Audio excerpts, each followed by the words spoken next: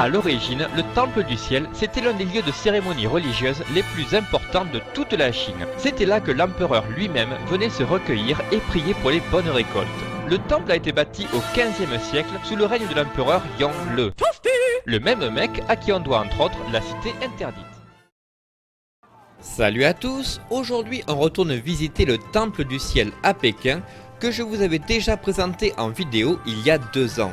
Mais cette fois, j'ai été accompagné par un couple d'amis qui habitent justement à Pékin et j'ai pu découvrir grâce à eux des parties du temple que j'avais dû zapper la dernière fois par manque de temps.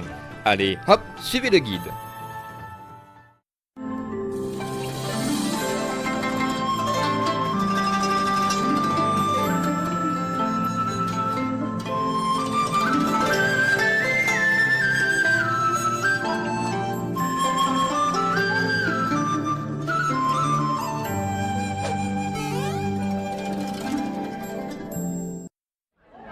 Alors, on commence d'abord par un petit bain de foule, le temps d'acheter les billets, et on pénètre direct dans l'enceinte du parc pour nous promener parmi des allées d'arbres centenaires et longer un long couloir magnifiquement décoré.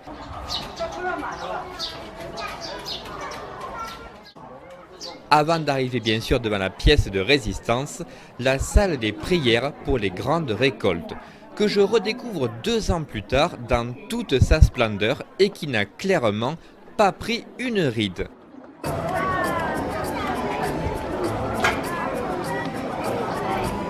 Les couleurs sont toujours aussi resplendissantes, les ornements toujours aussi somptueux, la géométrie impressionne toujours autant, et je rappelle quand même que le machin il a été construit il y a plus de 500 ans, sans le moindre clou pour faire tenir la charpente. I really like the creamy color of the... I'm not sure how much I should use the body language. You're not French, you're not Italian, so... And I'm not like a weather forecast. It's not a green screen, it's real. That's even more exciting. But I really like the creamy, minimalistic color of the stairs, and I love the shape of the temple and again the color of the temple. I think it's an exciting place to visit, and I'm really happy to be here. Alors si vous voulez voir une vidéo qui présente le temple en long, en large et en travers, je vous invite à aller voir celle que j'ai fait déjà il y a 2 ans. La tour Eiffel, entièrement faite avec des allumettes, 346 422 exactement. Donc aujourd'hui je vais pas vraiment rajouter grand chose, à part le fait que si la toiture est entourée par des filets, c'est pas pour soutenir la structure comme je pensais jusqu'à présent, c'est simplement pour éviter que les piafs y viennent y faire leur nid. Voilà, c'était juste la petite anecdote inutile et donc indispensable que je voulais partager avec vous avant de passer à la suite de la visite.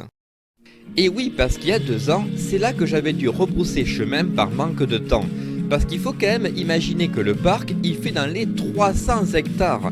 Et pour vous donner une idée de grandeur, c'est à peine 4 fois plus grand que la cité interdite. Donc en général, les touristes, ils descendent du bus, ils tournent en rond en faisant flasher les appareils photo et ils repartent au plus vite sans demander le reste. Mais là, nous, on y va à la cool et grâce à ça, je vais enfin pouvoir découvrir ce qui se cache de l'autre côté de ce gigantesque pont de pierre. So the temple is behind us now, Yeah, right. which means going forward, I have no idea what we're gonna find. But it's going to be the first time for both of us. Yeah, and once again, my French nose is going it's Outside. it's going away from the mask. Escape. I need the Cyrano de Bergerac 坚持松严 one. 本处，9保持离体距离，句子科学佩戴口罩。天坛公园观景处。 Et ben de l'autre côté, on arrive devant un nouveau temple très célèbre qu'on appelle la demeure du Seigneur du Ciel. Mais à part son petit sobriquet à rallonge qui pète la classe, faut reconnaître, pour moi c'est surtout un modèle réduit de celui qu'on vient de voir. Nice. Nice. Not thrilling, but nice.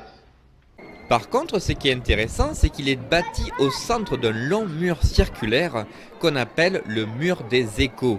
Parce qu'il paraît que si deux personnes se tiennent chacune à l'opposé du mur et qu'ils parlent en direction du temple, ils peuvent facilement communiquer entre eux et même à voix basse. Ce qui devait être pratique pour jouer à la bataille navale quand on s'ennuyait pendant les grandes cérémonies religieuses. Donc ce mur-là, c'est un peu le souvenir de mon enfance quand j'étais petite. Moi, avec mon ami, on est deux côtés de mur. Moi, je suis là, je dis, est-ce que tu es prêt? Il a dit, je suis prêt. Donc je parle ici, et lui, il colle son oreille contre le mur, et il peut entendre clairement ma voix. Et aujourd'hui, à cause de bruit sonore dans la ville, aussi le Wi-Fi, ça ne fonctionne plus, c'est dommage. Mais c'était un beau souvenir. Malheureusement, aujourd'hui, à cause de la pollution sonore, l'écho y commence un peu à manquer de souffle. Alors bon, c'est dommage, mais à défaut d'écho, il y a toujours de quoi se distraire pour les petits et les grands enfants. Et pour terminer la visite, nous voilà maintenant devant l'Hôtel du Ciel. C'était là que l'empereur se rendait pour recevoir la bénédiction des dieux en préparant la cérémonie des sacrifices. And they will sacrifice just animals? Naughty kids, old people, as usual. Et pour le coup, ils avaient vu des choses en grand les mecs à l'époque, parce que l'hôtel lui-même fait 5 mètres de haut avec 3 terrasses. Mais en circonférence, on tourne autour d'un demi-kilomètre. Et juste pour le fun, les Chinois de l'époque s'étaient même arrangés pour que le nombre de marches et de balustrades soit toujours des multiples du chiffre 9. Et pourquoi 9, vous allez me dire? Parce que dans l'ancien temps, le chiffre 9, c'était le symbole de la puissance divine. Et comme on considérait que l'empereur était le fils du ciel, on lui attribuait aussi le chiffre 9, tout simplement. Cet endroit, il y a beaucoup de codes secrets, cachés, qui symbolisent, par exemple, le nombre de colonnes, le nombre de dragons, le nombre de murs, beaucoup de symboles de l'astrologie ancienne chinoise. Par exemple, la forme ronde, ici, c'est symbole du ciel et rond. Le ciel, c'est rond et la terre, c'est carré. La terre est carrée. Donc ici, c'est la forme ronde et carrée. En bref, beaucoup de symboles de l'ancien temps. Et pour couronner le tout, il paraît même que si on se tient debout sur la pierre ronde et surélevée au centre de la balustrade, on a la voix qui gagne quelques octaves et qui porte vachement plus loin. Et donc c'est aussi pour ça que l'empereur, quand il faisait son show sur scène devant tout son petit peuple, il devait clairement avoir l'impression d'être devenu le maître du monde. Of course! Voilà, c'est fini pour cette fois. Mais avant que le gang des casquettes roses n'envahisse la place, jetons un petit coup d'œil à l'horizon. Parce que ça là-bas, je suis prêt à parier que c'est une partie de la grande muraille de Chine. Et arriver à apercevoir ce monument légendaire de si loin depuis le centre-ville de Pékin, c'est vraiment pas le genre de truc qui arrive tous les jours.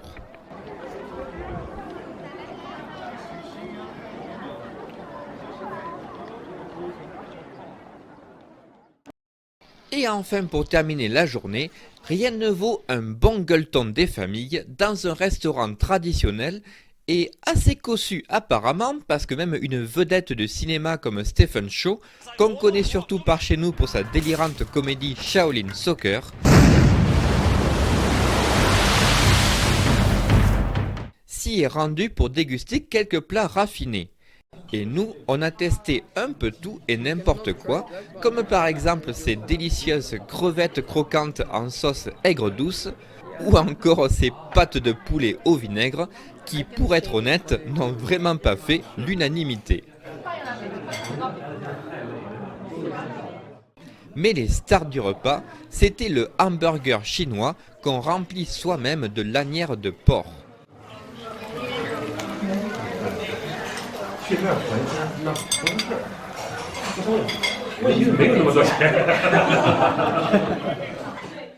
Et bien sûr, impossible de se rendre dans ce restaurant pékinois sans profiter au moins une fois de leur célèbre canard laqué.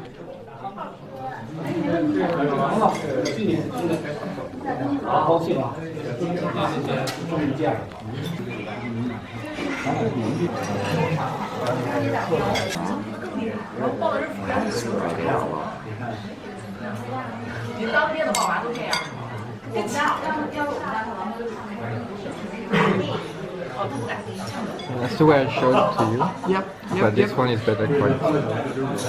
Definitely.